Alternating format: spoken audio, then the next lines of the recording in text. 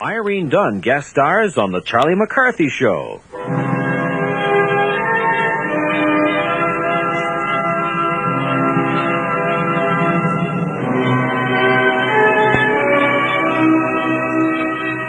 Hello there, this is Victor Ives inviting you to join me now as we turn back the clock to relive the golden moments of radio's yesteryear and bring you the greatest radio shows of all time on the golden age of radio theater. This time from the Hall of Fantasy, a spooky show entitled The Man in Black, a 1953 production. And then from 1943, Irene Dunne is the guest star on the Edgar Bergan Charlie McCarthy Show. And now, the Hall of Fantasy.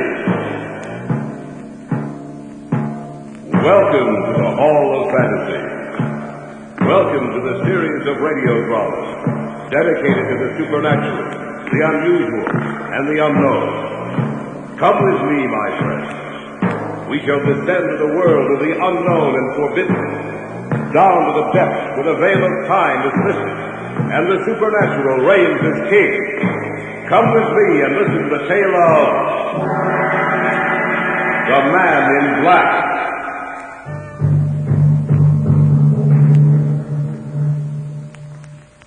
We live in a world which borders at times on the unreal. A world that cannot explain the various phenomena which seem to have neither beginning nor end. That subtle, fleeting power of perception which reveals itself to a human being only at infrequent intervals throughout his life. That sudden, sharp feeling that danger or death is near. These things mankind cannot explain. This sixth sense of warning never appears when we go about our everyday tasks, but only when we're faced with an insurmountable problem, imminent and deadly peril. Such is the tale of The Man in Black.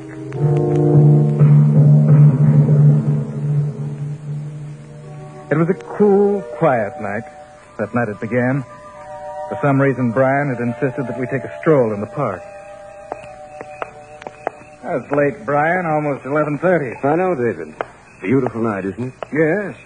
A good night for sleeping. I like to come out here about this hour. It seems to give me a sense of belonging. That sounds strange coming from you. No, I'm quite serious, Dave.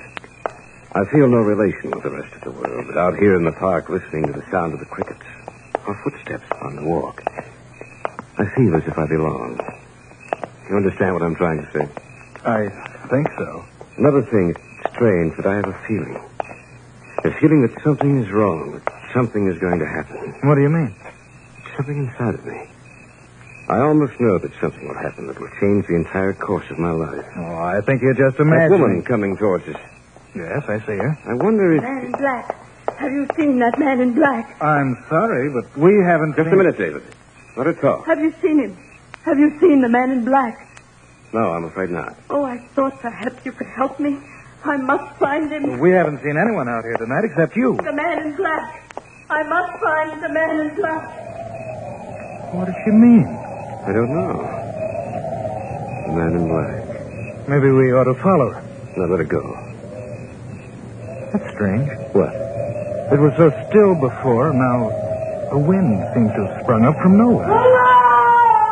Listen. She went off in that direction. Let's take a look.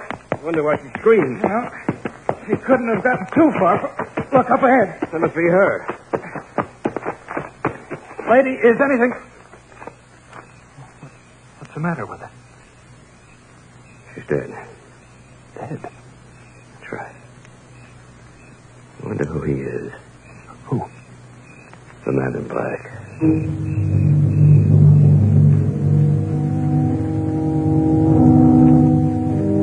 We called the police and told them everything we knew. There were no marks on the woman's body, nothing to indicate the manner in which she died. The police were inclined to believe she died from natural causes. But Brian and I felt there was something behind her death that concerned the man in black. I didn't see Brian for almost 2 weeks. At the end of that time, I received a call from Carol Deming, Brian's bride-to-be. Hello? David, I hope I didn't disturb you. Oh, of course not, Carol. David, Brian wants you to come to dinner tonight. Any particular reason? I think so. What is it, do you know? No, I'm not sure. David, I'm frightened. Brian's been so strangely mysterious lately. He seems obsessed with only one idea. Something about a man in black.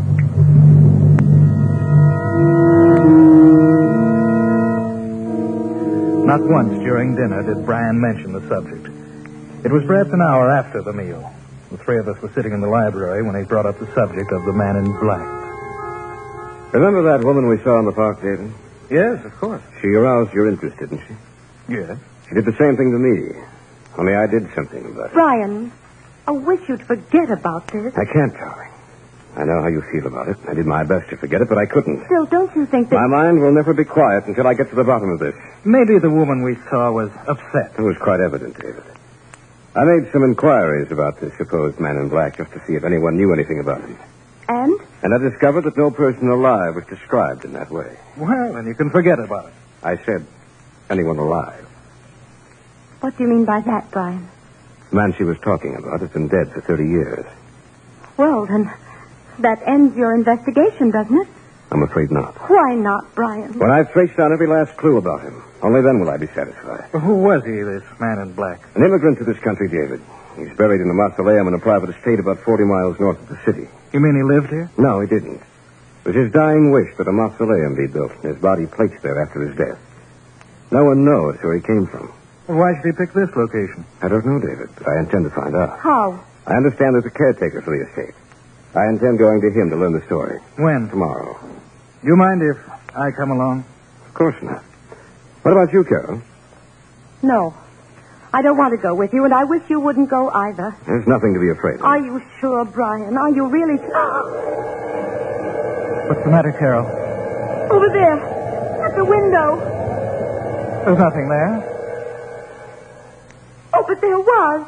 There was something over there. I couldn't see it clearly, Brian, but it was there. The grotesque figure of a man's face floating outside the window. You're listening to The Man in Black on the Hall of Fantasy. Now back to The Man in Black. Neither Brian nor I saw anything outside the window, and we put it down to Carol's imagination. She asked us again not to go out there, but Brian insisted, and in the end won out. The following day, in the late afternoon, we started out to the estate. This is the road that leads into the estate. It seems so lonely out here. Yes, doesn't it? Almost as if this little area was set apart from everything else. Maybe it's the day. Gray, overcast. Well, that all adds to it, of course. Up ahead, is that it? Yes. Only that one building with that semicircle of trees behind it. I thought you said he was buried in a mausoleum. He is. You mean that? I don't like this, Brian. Are you afraid? Maybe. Look, there's an old man standing in the doorway. Looks as if he were waiting for us. I wouldn't be surprised if he was. Well, let's go meet him. Maybe we ought to go back. Of course not. We've already come this far. We'd be crazy to turn back now. Good day, gentlemen.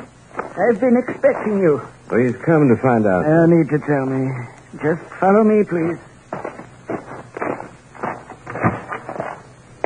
He said you would be here about this time. Who? I'll tell you later. So dark in here. Your eyes will become accustomed to it, the darkness. Just come with me. What do you think? I don't know. You said something? No. No, nothing at all. This is the room. Right in here. You wish to learn of the man in black. Am I correct? Yes. Can't we have more light? The candles burning in here don't throw off much light. I'm sorry, but that would be against his orders. Whose orders? He who walks by night? What can you tell us about this man in black? Quite a good deal. The man who lies in a stone coffin in the center of this room died some 30 years ago. Yet his body is as it was when he was alive. Perhaps you would like to look at him. No. I'm sorry. You ought to look upon him. After all, he has laid claim to you already. What do you mean? The woman you met some time ago. She was the first link in the chain. The last in her chain, but the first in yours. They who search for the man in black shall die, but not before they see the one they love most in this world die first. The wind. Where did it come from? It is always there when he wants to speak to me. It is the sound of his voice. You're not serious about this man, are you? Take it as you will, my good sir. Put your own interpretation upon the words I have spoken. Yes, master. I understand. What did you say? I answered him. What do you mean? The wind, the mocking sound of the wind is his voice. He has seen. He has looked into your minds and seen you, but he sees only one woman. One woman in both of your minds. First, she shall die. Then you. Both of you. Yes, master. I hear and obey. That voice. Where's that voice coming from? From his coffin? Stop now. Yes. He has stopped laughing. Your meeting is over now. But you will see him again quite soon. Remember to look for the man in black.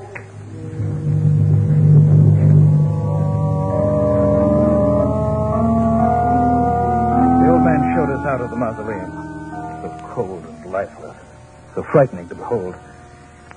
We sat silent for some minutes as we drove back. But then Brian broke the unnatural quiet. I didn't know you felt that way about Carol. Oh, he was mistaken, Brian. You're not a very convincing liar, David. It's true, isn't it? Yes. I'm sorry. Forget it. All right.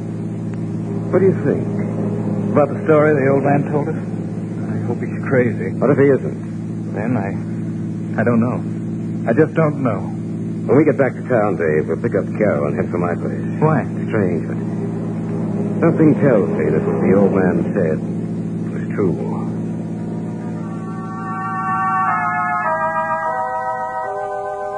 In the back of my mind, I also knew that what the old man had said was true. What bothered me was that we knew we were doomed to die, but not from which direction death would come, nor what form it would take.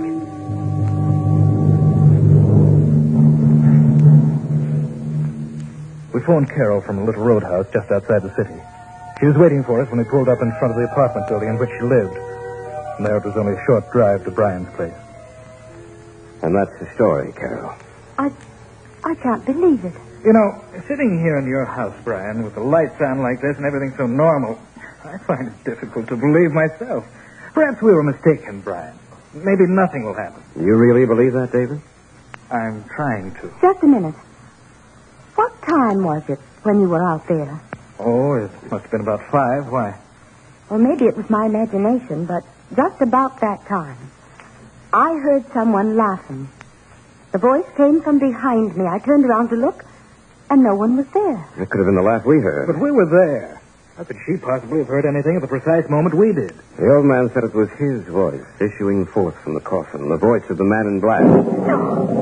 What's that? It's just thunder, Carol. It's been threatening to rain all day. Every time the old man said he heard the voice, did you notice how the wind would spring up?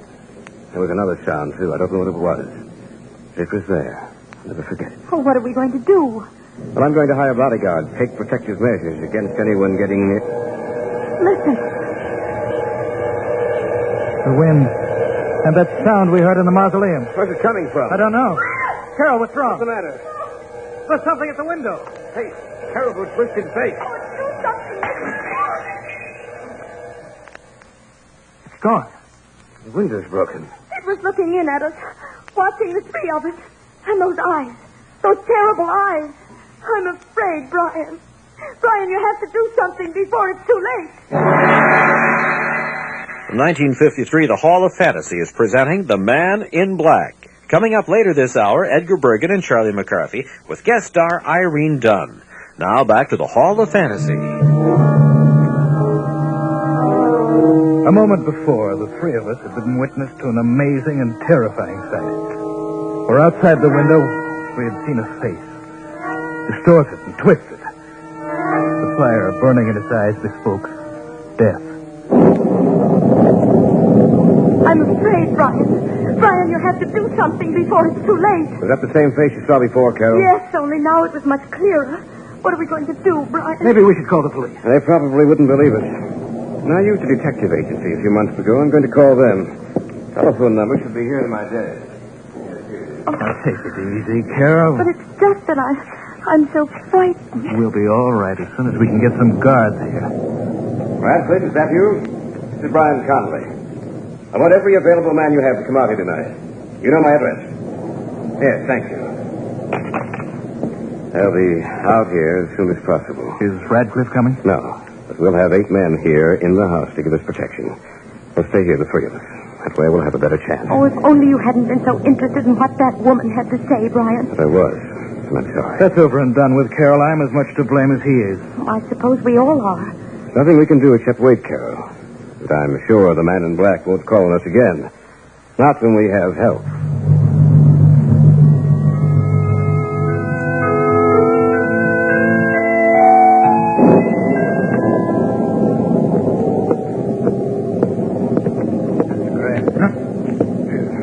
Yes. What do you want? I'm just checking up on things, sir. Have all the men been posted? Yes. It's rather dark out here in the hallway. You shouldn't be out here by yourself, sir. I'm just as safe here as I would be with the others. Probably. It's so dark, I can't see your face very well. Just a face, sir. Nothing else. You seem very nervous. Do you believe the old man's story? I'd prefer not to, but... It is rather frightening, isn't it? Yes. Well, I'll continue on my rounds. Good night, sir. Probably see you again before morning.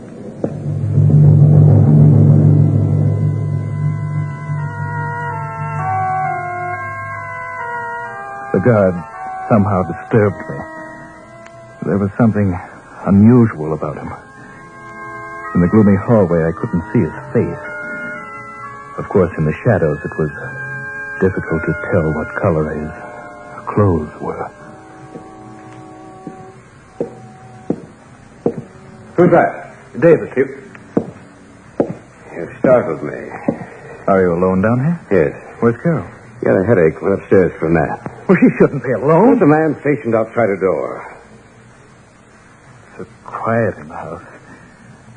One of the guards just passed me in the hallway, asked me if I believed in the story the old man told us. The guards don't know anything about the story. Are you sure? Of course I am. The only thing they've been told is to watch for a man in black clothing. Why should the guard know anything? Did you see his face? What was he wearing? Well, it's too dark out there in the hallway. Of course, he might have heard something about it. No, he couldn't have. I didn't even tell Radcliffe the story. Then how did he know it? Unless he was the man in black. There was something about him. It seems so strange. I can't place it, but he frightened me. We better search the house. Listen. The wind again. The sound. He is here in the house. It was Carol's voice. Then that man wasn't a guard. Come on. Guard! Guard! Nobody answered. Carol, are you all right? Carol! Anything has happened to her? The door to her room, it's open. Carol. She's dead. Just like the woman in the pot. Can't be. What happened to the guard outside her door? Happened to all of the guards in the house, Brian. Haven't seen a single one on our way up here. Did I ever start this? We'd better call the police. Is there a phone up here? No extensions up here. You phone. I'll stay here with Carol. It won't do you any good to stay up here, Brian. She's dead. You better come with me. I guess you're right. Oh, Brian, I'm sorry. I should have known that the man in the Not hallway your was... fault. I'm to blame. I started this. I can't understand what happened to the guard. Whoever he is, whatever he is, he has a power, David. Something evil and malignant. To send the guards away would be a simple matter for him. You can use the phone in the library. You look all done in, Brian. You better sit down in that chair over there. All right. I've never forgiven myself. I hope they can get here in time. I don't know what to do. Say, that's strange. What? I'm not getting any dial tone. Something's wrong with the phone. What's the matter, Brian? Nothing. I can't get to the police. The lines must be down. Yes, they must be. I thought I heard you moan when I was trying to get to the police. You were mistaken. It's rather dark in here, and with you sitting in that chair with your back to me, your voice sounds different. Does it? Yes. Stay where you are. Something's wrong with you. What is it? Don't you know? No. Perhaps you should look at my face. You're not Brian. The man in the hallway, you're... The man in black.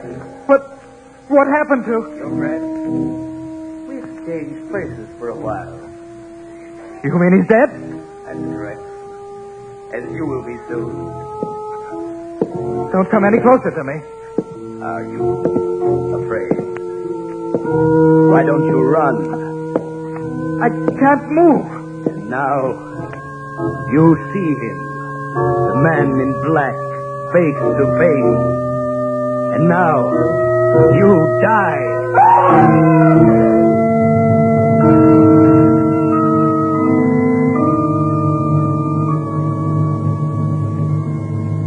The wind, the mocking sound of the wind is his voice. The last link in the chain has been broken. Death will strike at those who search for the man in black. For he is dead.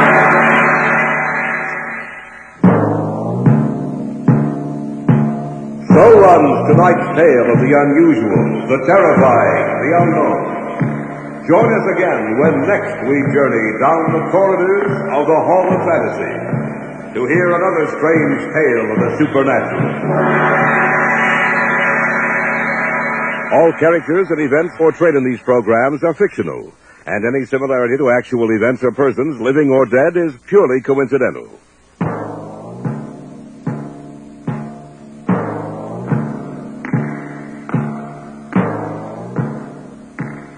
You're listening to the Golden Age of Radio Theater.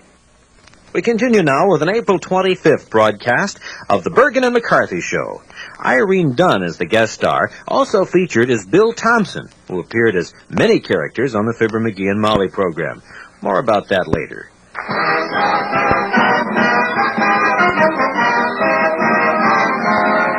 Edgar Bergan, Ray Noble and his orchestra, Dale Evans, the sportsman, our guests Irene Dunne and Bill Thompson, and Charlie McCarthy.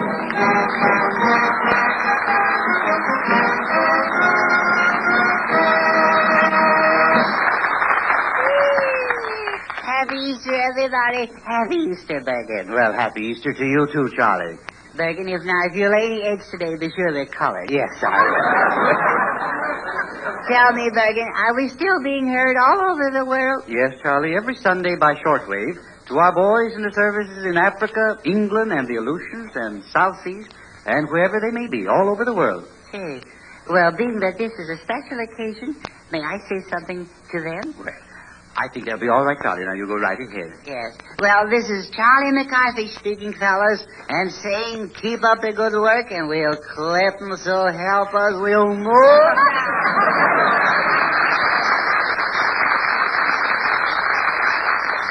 Do you think the boys over there are still listening to the shortwave, Bergan? Yes, I'm sure they are. Well, then here's another message, fellas. We'll buy the bonds, and you bomb the bums. It's such a wonderful thing, that, it's really a wonderful thing, shortwave, the way it gets around, and, Yes. sure does sneak all around, and, Yes. How does it work, Bergan? Well, shortwave? Yes, if you don't mind, yes. Shortwave. Yes. I didn't mean to wake you up. No, no.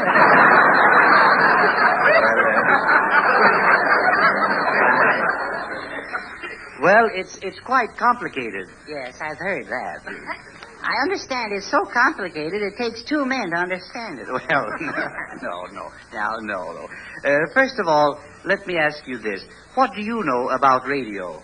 Well, I ask you first. No. What do I know? Yes. Well, I'd say, principally, nothing. Nothing.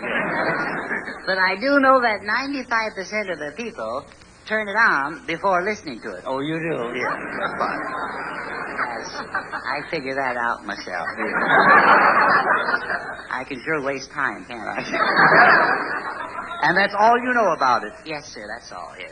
I really hate myself for not knowing more, but that's the way it is. Yes. Well, there you are. Yes. Well, of course, Charlie, if that's all you know about it, then, then that's all you know about it. Yeah. Well, now, there's a hunk of logic for you.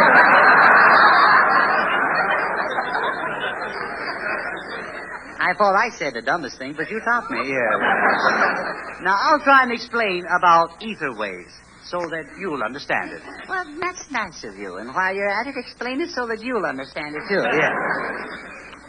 I suppose, Charlie, you've thrown a stone in a pond, haven't you? A stone? Yes.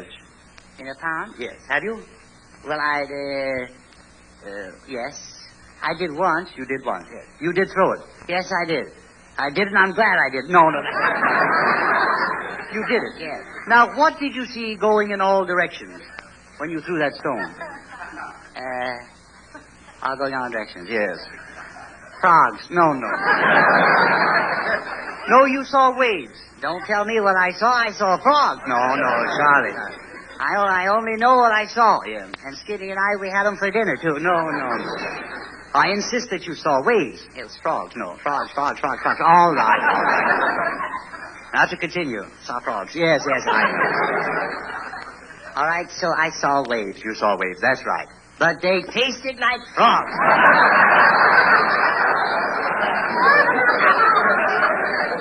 I don't give up, you know. Nothing wishy-washy about me, you know. I stick to it. I don't care how wrong I am. Well, anyway, what's the frog pond got to do with shortwave on the radio? Why don't you just stick to the facts? Well, you see, Charlie. No, I don't. All right. The waves, or shall we call them ripples? Let's do.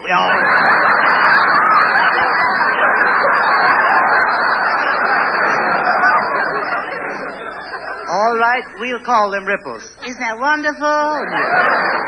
The ripples in the pond can be compared to electrical impulses. Oh. Yes. So it's done by electricity? Yes. You mean electricity? Do you know anything about that? Electricity? Yes. Well,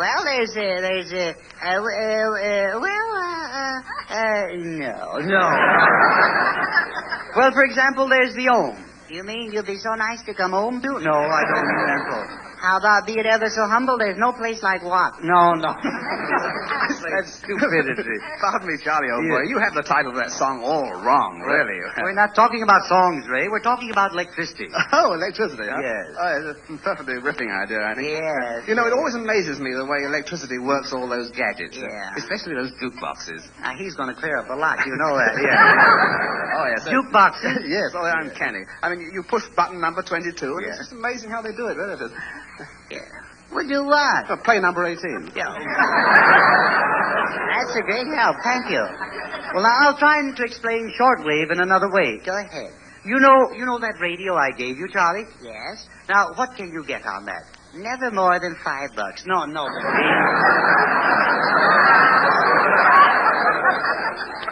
I'm talking about broadcast. Now, you get police calls, Yes. and you get Morse code, don't you? Well, sure. Well, they're shortwave. No. Yes. My goodness. What do you think of that? So that's shortwave, yes. Oh, Bergan, you are so smart. Well, thank you, Charlie. You really are. I don't know how you do it. With your intelligence. I see, yeah. Well, you see, I do know quite a bit about shortwave. I used to be a ham. Used to be? No. All amateur radio operators are called hams. You should be ashamed of yourself to know so little about radio when it plays such an important part in our everyday lives. Yes. Why, do you know statistics show that there are more radios than bathtubs in the world? Dirty world, ain't it?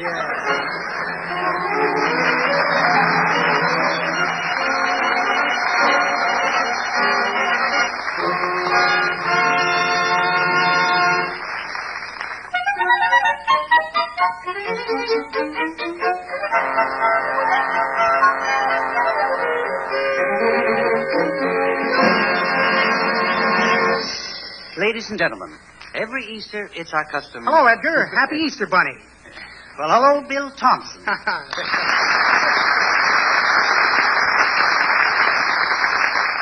Bill, it's always a pleasure to say hello to you. Well, I'm not here to say hello, Edgar. I just came in to say goodbye. I'm off to Flageria. Oh, yes, Flageria, yes. Well, what takes you back there, Bill? The customary goodwill mission, I suppose. No, it's business this time. I've written a scenario that's going to be produced by Flageria's thriving new motion picture studio, Metro Goldwyn Brattlefrad. Yes. It's a native Flagerian Western, all about cowboys and Indians and stuff like that sort of thing. Do they have cowboys and Indians in Flageria? Oh, yes. They do. Yeah, they're to be found in western Flagerian states of Texas Spanfill, Arizona Filth, and New Mexicron Tail. Not to be confused with Old Mexicron Tail. Oh, of course not, no. That's south of the border, Bod, isn't it? Yes, south. Now, about this scenario of yours, it is one of those blood and thunder dramas, isn't it? No, not blood and thunder, no. Just thunder. The hero is anemic, you see. The title in Flagerian, of course, is Bras Neftepurum Hadi Happen Ho Ho Ha Ho Ho. Translated, that means Buffalo Bill meets Andy Hardy in Gimbel's basement. Well, it must be a very interesting story, Bill, and I'd like to read it sometime. Well, I don't know about that. It's written in Flagerian, Edgar, and I'd have to translate it for you, and it has several characters, and they're all in Flagerian, too, and I'll have to read all the parts myself. You're going to read all the parts yourself? Well, do you think you can do it? I don't think. I know. I don't think you know either, but go ahead. Oh, thank you. Well, some Western music, if you please, Mr. Noble.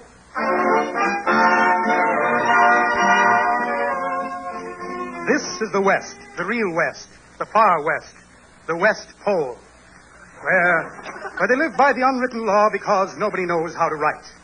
With the rays of the sun steal across the enchanted mesa, we take you to the bunkhouse of the Bar Z Ranch. The sheriff is talking to the foreman, Curly Dawson. Hello, Curly. Did you hear the news? No, Sheriff. What's the news? Shorty Carson has escaped from Tehachapi. He has? Yes. No. Yes. No. Yes. No. Yes. So now we leave the bunkhouse of the Bar Z Ranch and go to the enchanted desert where across the arid wastes comes the lone figure of a man on horseback. He gallops up to a signpost and stops. Take it easy, Daisy, old horse. I'll take a squint at this sign and see what it says. The Bar Z Ranch. There's only 125 miles more to go. My goodness, what's the matter? My trusty old steed fainted on me. Maybe I shouldn't have mentioned that 125 miles so loud. I'm tactless, I guess. Here, horsey old kid. Kid, speak to me. Horsey, are you all right? Well, okay, Daisy. You've carried me many miles, so why shouldn't I carry you? Come on, Daisy, up on my back now. Up to Daisy. That's it. Easy does it. Stop blowing your breath down my neck. You're tickling me. Come on now, old pal. We'll make it. On to the Bar Z Ranch. Such loyalty of man to animal is touching. We go back now to the Bar Z Ranch. No. Yeah. No. Yeah. No. Yeah. Now we take you to Dry Rock Canyon, where Horseface Harry is talking to a Confederate. The Confederate speaks. I'm tired of wearing this gray uniform. Why can't you get me something more modern? There's no time for that. Shorty has escaped from Tehachapi. Let's get in the flivver here and warn him. Okay, start her up.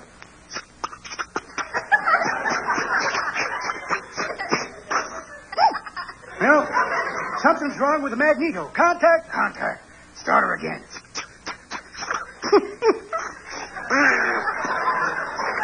What's that coming out of the exhaust pipe? My gosh, butter. Shucks, I must have used the wrong ration book.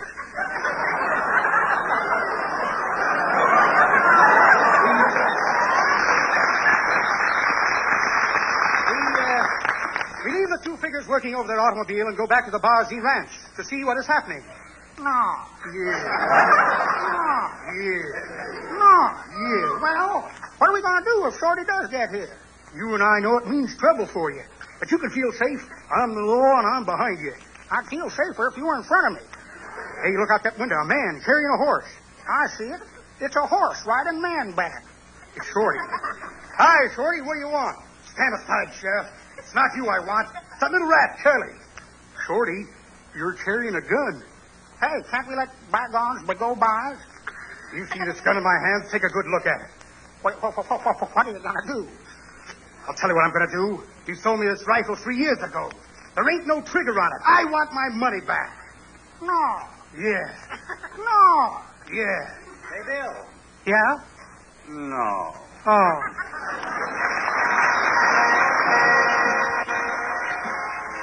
One of the character actors on this Bergan and McCarthy show sounds familiar to you. It's because appearing on this show and many other of the Bergan and McCarthy broadcasts is Bill Thompson, who was a regular on the Fibber, McGee, and Molly program. He was the old-timer. That's the way I heard it, Charlie. And also was the fellow who was Wallace Wimple. And let me see, and he appeared as Horatio K. Boomer, the guy that sounded suspiciously like W.C. Field. Oh, yes, and he was Uncle Dennis, and many of the regular characters on that program. Man, got a lot of work. We'll get back to Bergan and McCarthy in just a moment. Now back to Edgar Bergan and Charlie McCarthy. Voices chattering, footsteps pattering, traffic clattering there. Oh, so unexpectedly, suddenly, magically, you could hear a pin drop there in the crowd. One look at you, first thing I knew, I stumbled on a cloud, softly as a raindrop that's falling from a treetop. I listened to my heart drop right there before you. What a lovely meeting there in the heart. I felt a thrill, one that I still can't brush aside. Oh, fate alone ordained it. How else has anything explained it? Oh, you could hear a pin drop when love dropped in. What a lovely meeting there in the heart. I felt a thrill, one that I still can't brush aside.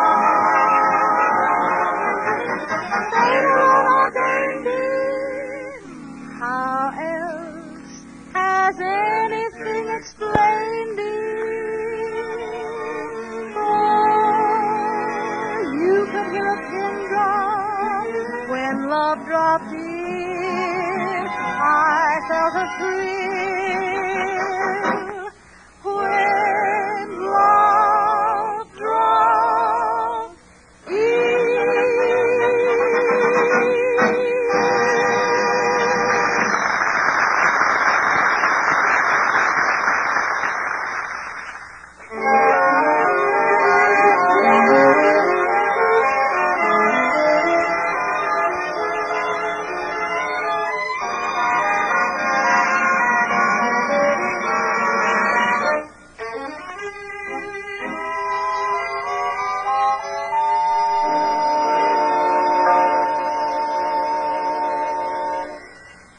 Bergan. What is it, Charlie? Doesn't Irene Dunne look lovely in her Easter outfit? Yes, she certainly does. Yeah. Very lovely. Yeah. Bergan, I think that love bug has finally got me. Is that so? Every time I look at her, I say to myself, Dunne is the one. Is that so? Yeah. Well, you've really got it bad, haven't you? Uh-huh, yeah. Well, I'll have to tell Irene. Now, Irene. Irene.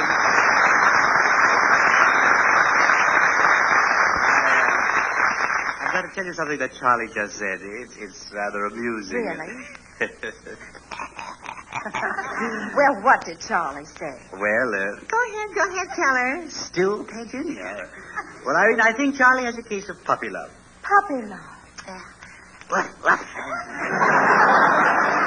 Well, now, that's not unusual for a boy his age. Who's the young lady, Charlie? You. Me? I fought it off as long as I could, Irene.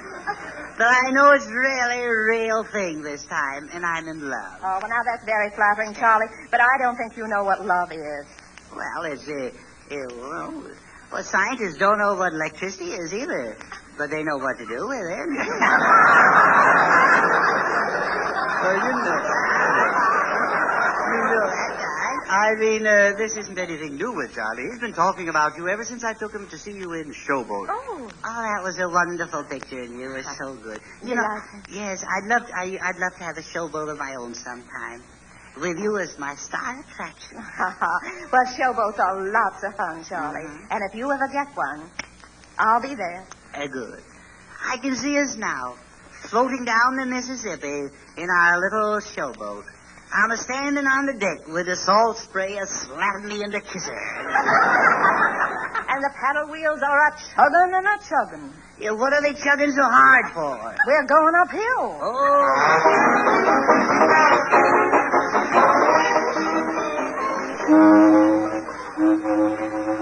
Well, Irene, it sure is fun being on a showboat, isn't it? I told you it'd be fun. Yeah. How do you feel about going from Jerome Kern's showboat to Charlie McCarthy's showboat? Well, it's a big jump. Yeah? From Kern to Corn. Oh. Well, I think I'd better get my makeup on. By the way, what show are we giving tonight? Tonight, Uncle Tom's Cabin or Beat Me Simon with a Buggy Whip. Topsy and Eva, huh? Uh-huh. Yeah, well, the way we murdered that Yeah, we thing. murdered. Oh, we really crippled it out we're there. glad. Yeah. We should call it Autopsy and Eva, the way we... Irene, what part am I playing tonight? Well, you're going to play Topsy. Oh, good, then I don't have to wash. What part is Bergan playing? Oh, we'll just let him be himself. Oh, well, he deserves something better than that. Well, it's showtime. Let's get started. Is the audience in the theater? Yep, he's here. Oh, so it's one of those things again, huh? Well, then on with the show. Get your programs here. Get your programs. You can't tell one program from another program without a program. I think we can do without him. I don't like him. As the curtain rises, we find little Eva, a fragile little thing, gazing out the window. She's not feeling so good.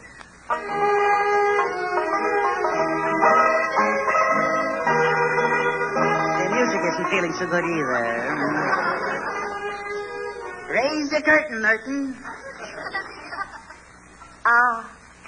It is so beautiful sitting here by the window, gazing out into the fields of daffodils and pumpernickels. I wonder where Topsy is. Ouch! Oh, there you are. Hello, Topsy. Hello, Terry. Hello, Miss Eva. As wicked I am. You certainly is. Do you know what happens to bad little girls like you? I ain't telling. If you want to know, find out for yourself. Topsy, why can't you be good like me? Like you? Well, what about you pushing your uncle off the front porch and giving your grandma the hot foot? Yeah, that don't sound like a little Eva to me. Well, I've been eating vitamins. Well, you better wean off them just a wee bit. Hello, children. Well, Uncle Tom. I got shoes, you got shoes, all us children got shoes. This is before racing, of course.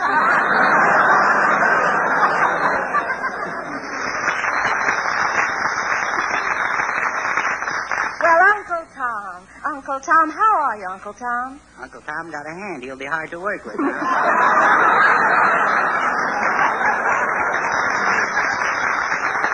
Please, folks, please. Not so good, Miss Eva, not so good. Lawsy. You certainly are, Bergan.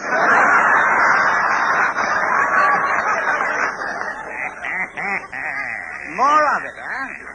And who are you? I'm Simon Legree, the roofest-toofest villain in the whole suit. Well, shut my mouth. Save me, children, save me. Ah, there you are, Uncle Tom. I've come to take you away. I'm an absolute cad, you know. Well, we knew you weren't an actor. Save me, children, I'm a-losing my freedom by yumping Yemeni. You're losing your accent, too. Yeah, remember, Bergan, you're Uncle Tom, not Uncle Axel. All right. Get your tomatoes here. Nice, unpressed tomatoes. You can't show the actors your appreciation without a tomato. You get out of here with those tomatoes. On with the show, Simon LeGreasy. Oh, yes, where was I? Oh, yes, I was being mean to Uncle Tom, wasn't I? Yeah. Uncle Tom, I beat you last night. I beat you the night before, and I'm going to beat you tonight. How can you be so careful? Oh, what's a little game of gin rummy between friends? Please don't be mean to Uncle Thomas, Mr. Legree. Have you no respect for his old gray hair? Hair? Well, that does it. It's the worst job of casting I've ever seen. You're right, Charlie. This kind of acting's enough to sink a showboat. By golly, you did it, too. I think we hit a sandbar. We're always hitting a sandbar. Look at the water coming in, too. Get your water wings here, folks. You can't see the rest of the show without water. Let's go, Charlie. Let's get out of here. Hey, wait a minute. Think of the audience for a second. Seconds up. Come on, swim for shore. That's the Bergan and McCarthy show on the golden age of radio theater. Don't go away. We'll be back in just a moment with a little bit about Parker Fenley. You remember Parker Fenley, don't you? He played Titus Moody on Allen's Alley on the Fred Allen program. Well, I wonder if Mr. Moody's still out. Howdy, Bob. Tell me, Mr. Moody, have you ever been the victim of a fraud? Why, only once. What happened? Well, one time I had to go up to New York to buy some new sport jackets for my scarecrows. Well, I was gimping up Broadway with a big wad of money in my shoe. Uh-huh. And a fellow wearing a checkered suit and a jazz bow tie, he pulled me into a doorway. I see. He says, Charlie, how'd you like to have security in your old age? Security, huh? Yeah. He says, Charlie, how'd you like to own your own toll bridge? Your own toll bridge? Yeah. When they're coming across, he says, Charlie, they'll be coming across for you. You fell for it? Yeah. I took off my shoe and I give that oily cuss all my money. For nothing? Well, he gave me a blue uniform, a whistle, a rocking chair, and a collapsible turnstile. A turnstile, eh? Took me to a bridge. It was uptown, 175th Street. 170... Why, that's the George Washington Bridge. Yeah, named for a president. Yes, it was. I set up my turnstile, sat back in my rocking chair, and started blowing my whistle to collect my tolls. What happened? Why, cars kept shooting by me. Nobody stopped to pay nothing. You were on the New York Times? Yes. What did you do? Well, when I closed up my turnstile for lunch, I walked to the other end of the bridge. Uh-huh. And I seen right away what the trouble was. Well, what was the trouble? 3 fellers with turnstiles at the other end was collecting all the tolls. And I believe that he was the original actor to do the Pepperidge Farms commercial, although I'm sure he's being impersonated now. Parker Fenley, maybe that's not true. Maybe somebody can set me straight on that. If you can, write to the program, we'd be happy to know. At least, in addition to playing Titus Moody on Allen's Alley, Parker Fenley was Mr. Feathers in a situation comedy show named after the character. Feathers was a druggist philosopher in the village of Pike City. The show ran on Mutual from late 1945 to 1951. That's it for this golden age of radio theater. Victor Ives speaking, thanking you for being with us and inviting you to join us again next time we turn back the clock to relive the golden moments of radio's yesteryear and bring you the greatest radio shows of all time.